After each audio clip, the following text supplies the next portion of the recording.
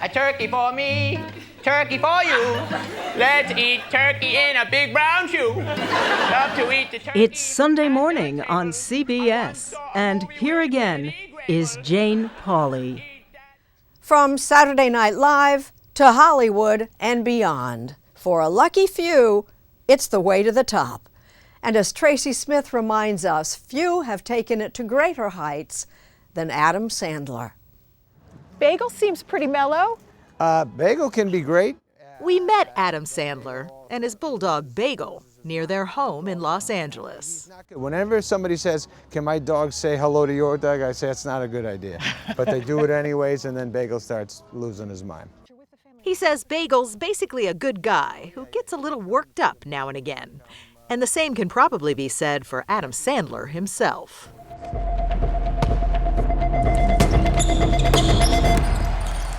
We're off. Here we go. In the Netflix film Hustle, he's Stanley Sugarman, a big league basketball scout who roams the earth looking for the next great pro ball player. He finds one in Spain. Look at us go. Let's get to work. But getting him into the NBA turns out to be a brutal uphill climb. So I'm asking you now for something. Please help me. It seems like you're drawn to these characters who are unlucky, you could say losers. Right. What do you think that is? Oh man, I always liked them growing up. I liked pulling for somebody who needed something. Been in this league for 30 years, and it's like I'm nothing. I relate to all different types of people, but I enjoy playing these guys who are struggling. I like that. You like that. What is it about that? I guess admire somebody who doesn't give up. Many of the players in Hustle, including the star, Juancho Hernan-Gomez, are actual NBA ballers, so it all feels intense and real.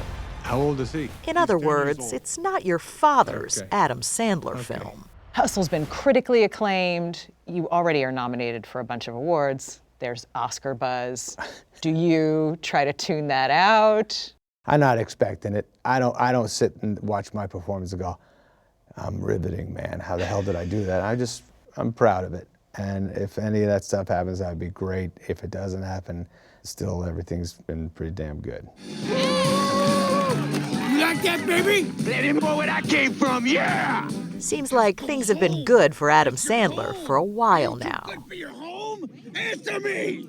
In more than 30 feature films, he's built a career as the comic man-child, the guy you could always count on to melt down on cue. You want a Happy Meal? We'll get you one of those Happy Meals. You got a Happy Meal? Can we get a Happy Meal? Will somebody get you the Happy Meal? The funny stuff seems to come naturally, but Sandler's background is a bit more serious. One thing I think people might not know about you is that you went to NYU. You went to a serious acting school. Yes. I studied at Lee Strasberg Studios at NYU in the Tisch School of the Arts. I think I got there when I was 17. I started doing stand-up, so I would do school, serious stuff in the day. And at night, he'd work the New York comedy clubs. So, I finished a big book the other day, 421 pages. That's a lot of coloring, when you think about it there. Put on your yarmulke, here comes Hanukkah. In 1990, at age 24, he hired on at Saturday Night Live. And by 94, he was a standout with bits like the Hanukkah song.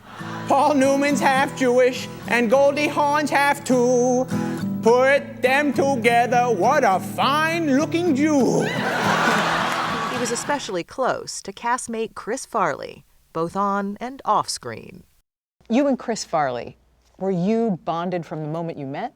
Yeah, for sure. Everybody was with Farley. Anybody who knew him felt a massive love and connection with him. Me and Farley, Spade and Rock, we shared an office together. So we were with each other pretty much all the time and loved him. Farley died in 1997, but Sandler sings a tribute to his friend at every one of his shows. Plaid jacket and belt too tight, he wasn't even doing a bit. I remember the first night we played it, and I finished the first verse, and then I said something about talking about my friend Chris Farley. He was a one-man party. You know I'm talking about my friend Chris Farley. And the place erupted, and you don't expect that. It's wonderful that you memorialized him that way. Yes, I feel very proud of that. You know I'm thinking about my boy Chris Farley.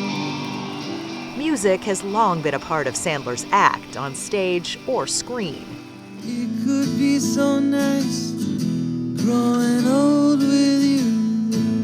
In 1998's The Wedding Singer, this song, Grow Old With You, was directed at Drew Barrymore. But the real love of his life is the actor playing the flight attendant in another movie. Planes have bars now, in first class. Man, I wish my mother was still alive to say that she was an alcoholic, but a nice one. Sir, if you don't return to your seat, I'm gonna have to call The cops.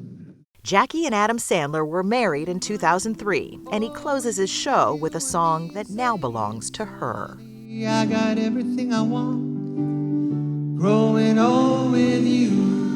When you first played that for Jackie, what was it like? Man, I think I played it for her at a show, and she loved it. And it was sweet, real, and I love her. I want her to know that everywhere I go. In your life, how key is having that support, Jackie's support? Well, when she don't support me, if something's off, I'm off. Give it up for Adam Sandler! And at 56, Sandler's definitely on these days, touring, and it seems more popular than ever. In fact, he's been compared to a fine wine, getting better with each passing year. Sorry, I didn't tell you I was going to do this. That's so funny, man. Adam Sandler on the cover of AARP magazine? They asked me to be on the cover. What am I going to say no to these guys? They were nice people.